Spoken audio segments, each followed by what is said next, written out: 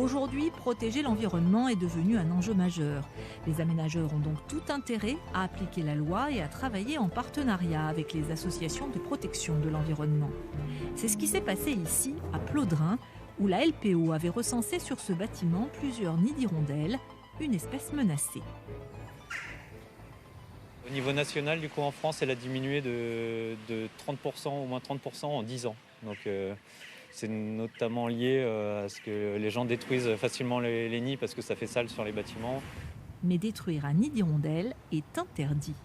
Si c'est en période de nidification, le risque qui arrive fréquemment, c'est qu'on fasse arrêter le chantier. C'est un gros inconvénient pour les promoteurs, c'est déjà arrivé.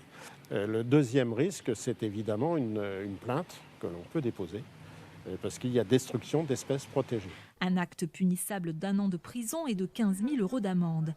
Alors lorsque le bailleur social a voulu rénover la façade du bâtiment, il a dû demander une dérogation pour détruire les nids et en compensation, installer des nids artificiels comme ceux-ci. En 2020, on a installé une cinquantaine de nids sur une dizaine de sites. Donc, du coup, c'était une réussite. On a vraiment des nouveaux nids naturels qui se sont positionnés autour des nids artificiels. Donc, c'est bien.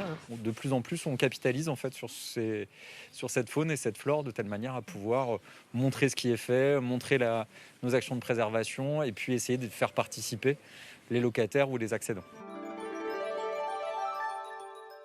Et si grâce à cela, l'image de marque des bailleurs sociaux ou des promoteurs s'améliore, c'est surtout la biodiversité qui s'en porte beaucoup mieux et avec elle, la planète et tous ceux qui l'habitent.